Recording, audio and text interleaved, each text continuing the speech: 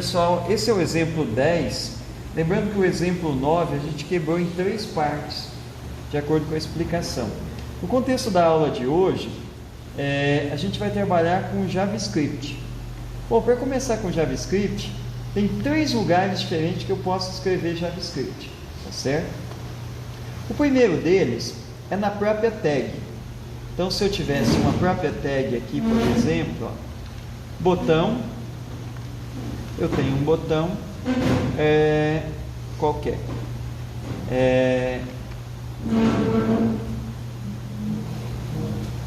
Ok? Aí eu tenho uma propriedade, relembrando aqui aquilo que a gente já tinha falado, mas lembrando que esse símbolo é de símbolo de comentário. Como é que funciona uma marcação HTML? É sempre o tag name. Ela pode ter propriedade igual ao valor da propriedade, sempre entre aspas. Aqui é o conteúdo que vem dentro. E o fechamento sempre com tag name. Barra tag name. Então, essa é a estrutura de uma tag. Certinho. Então, aqui eu tenho um botão. Botão é o que? O tag name. Abriu, fechou, abriu, fechou. Aqui eu vou ter de escrever uma propriedade que é onClick. Toda propriedade que começar com o nome on vem de ao clicar. É remetido quando eu tenho um evento, o evento clicar nesse botão. Então, quando isso acontecer, eu vou querer que apareça um textinho. Oi. Por enquanto, deixa eu comentar isso aqui, porque senão pode dar um resultado falso. Então tá. Oi. Esse oi veio de onde? Veio do clique. Quando esse pedaço aqui, ó, então relembrando, button é um tag name. OnClick, para o HTML é uma propriedade. E o que está dentro aqui é o valor dessa propriedade. Isso para o HTML. Mas o HTML, toda vez que ele encontrar uma propriedade que é on alguma coisa, ele fala, opa, o que eu estou esperando aqui dentro é JavaScript. Então, esse código aqui é um código JavaScript. Lembra que eu falei para vocês que o navegador aceita 3 coisas? HTML, CSS e JavaScript. Então, esse código é JavaScript. Eu também posso colocar esse código JavaScript aqui no head, por exemplo. Mas é importante. Nesse caso, ele está dentro da tag script. Certo? Aqui também, alert, boa noite, não é isso? Boa noite.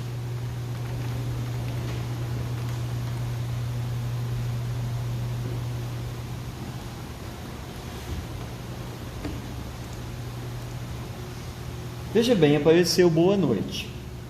Para quem está olhando aqui, veja que a palavrinha aqui, ó, eu tenho um botão. Cadê o botão aqui? O botão deveria estar aqui, mas ele não está aqui ainda. Por quê? Porque essa página, ela é interpretada, essa página, esse documento HTML, ele é interpretado de cima para baixo. Então, quando ele chegou aqui, ele interpretou o conteúdo dessa tag script. E o conteúdo dessa tag script era para quê? Para exibir essa mensagem de alerta. Ou seja, ele executou esse JavaScript. Só que quando ele executou esse JavaScript, ele não tinha chegado aqui. Então a página está travada aqui, ó. A visualização da página está travada aqui. Então, é por isso que não tem um botão. Mas quando eu clicar aqui, o botão aparece. Por quê? Porque ele não tinha chegado aqui ainda. Agora, se eu pegar esse mesmo código e fazer isso aqui,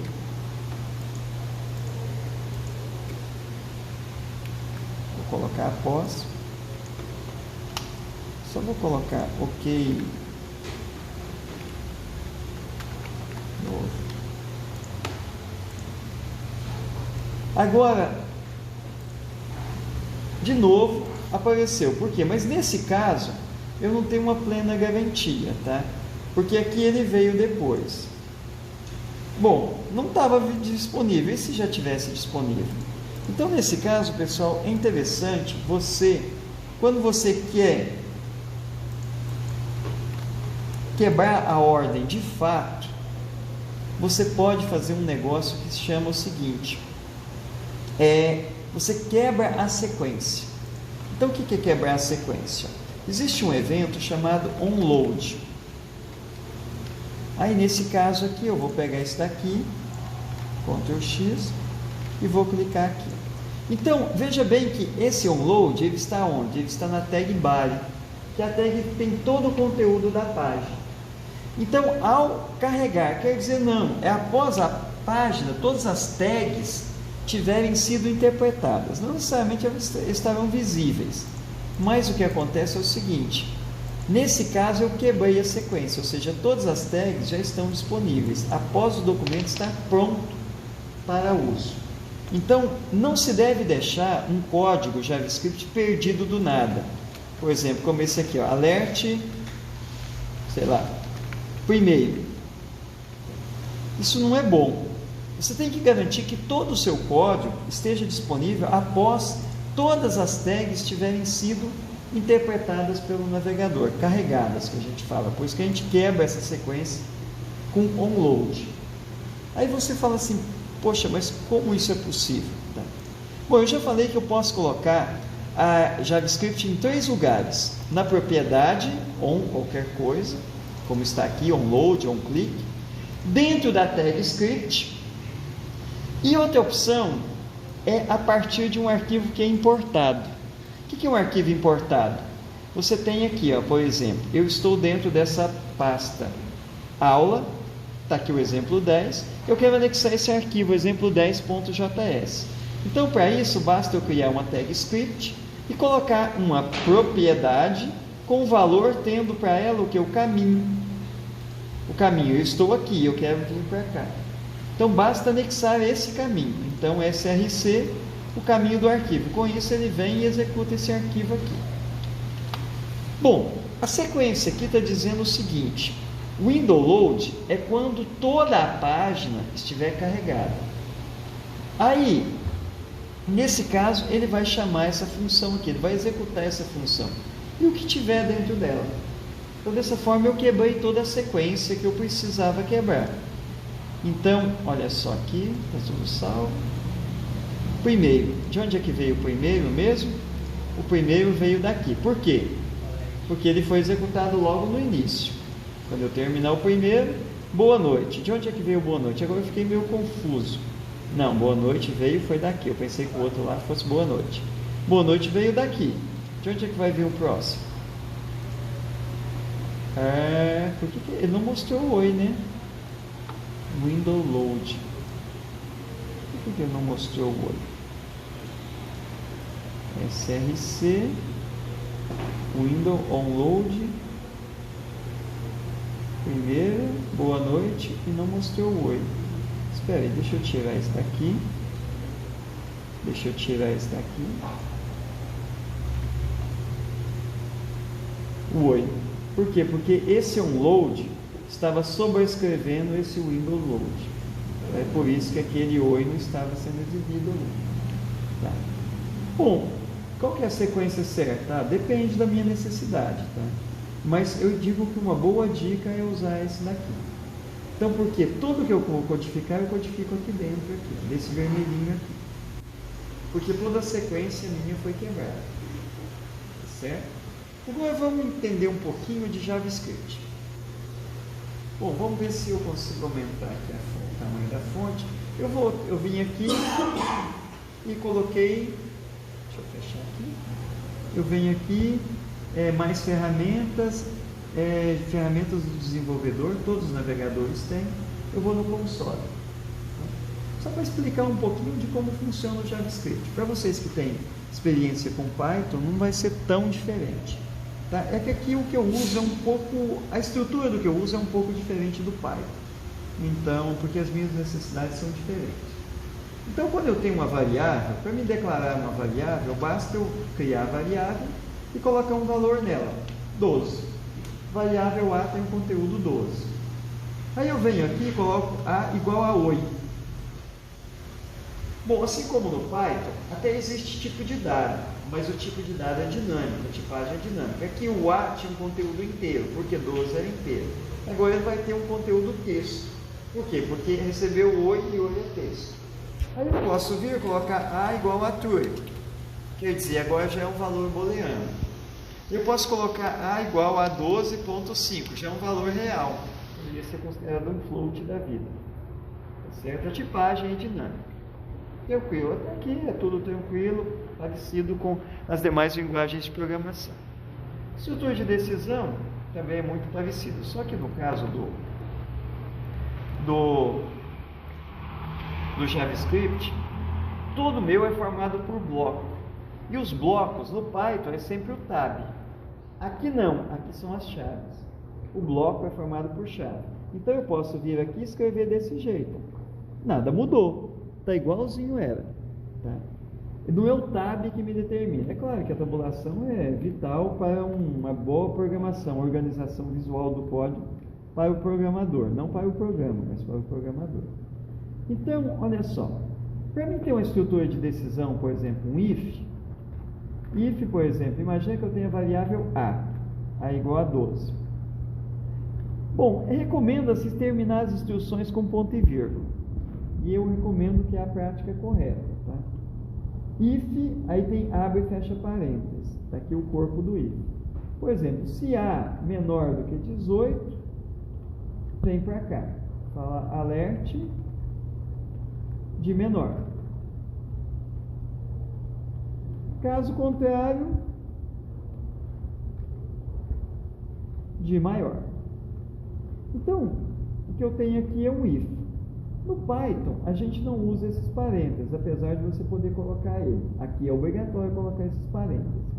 E lá no Python, sempre começa com 2 pontos o bloco, e é a tabulação, ou seja, a indentação horizontal, que determina a formação do bloco. Aqui não, aqui são as chaves. Abriu, fechou, um if como qualquer outro, certo?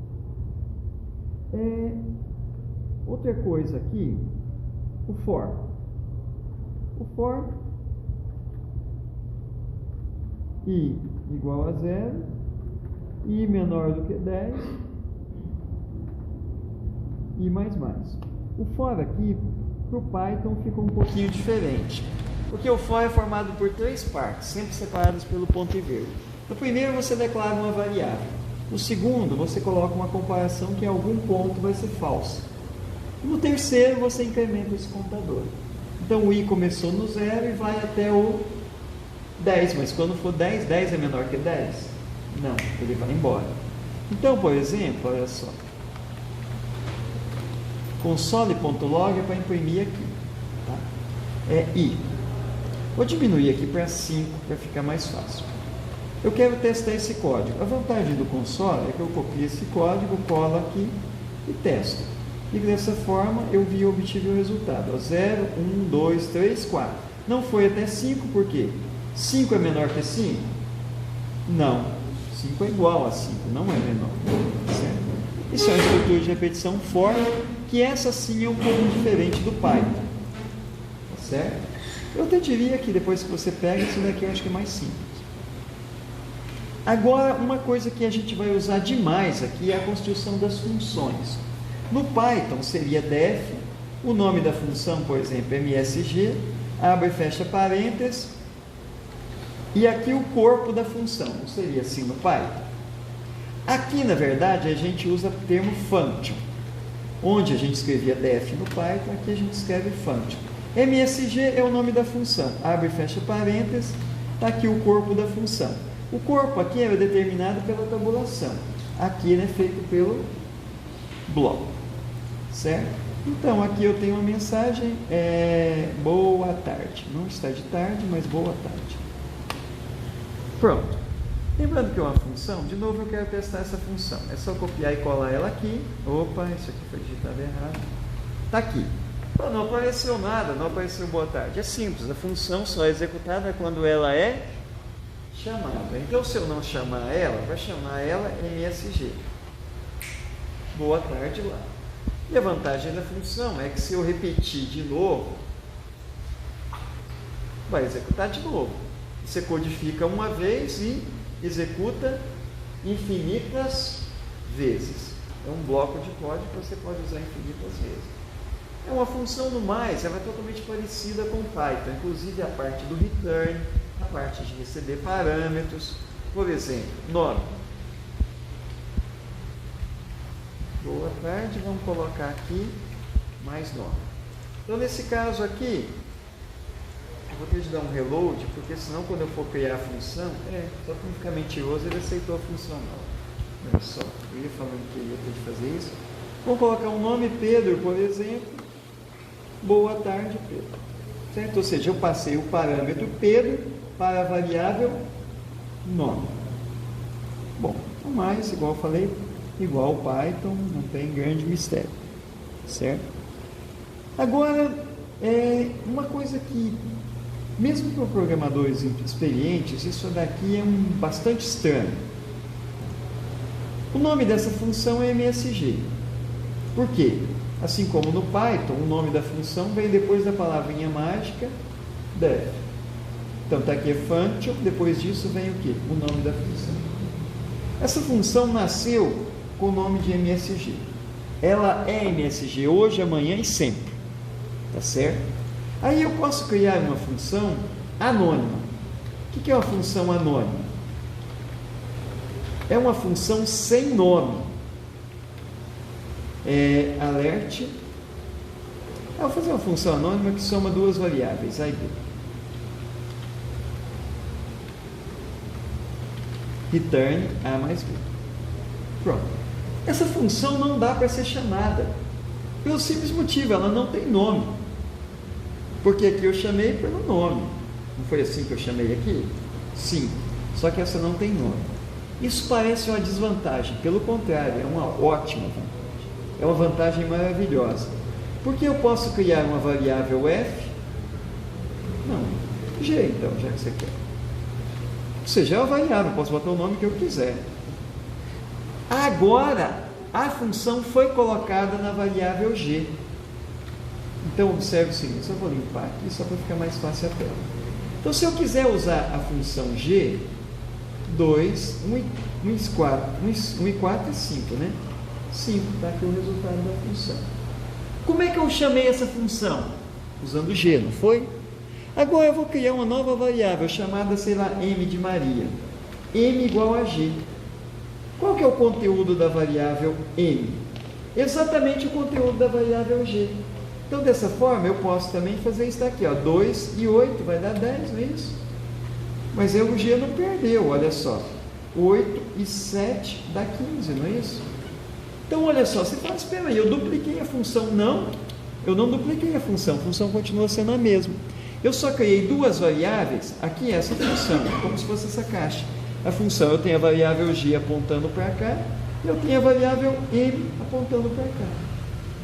Então, as variáveis m e g apontam para o mesmo lugar. Isso daqui é fantástico.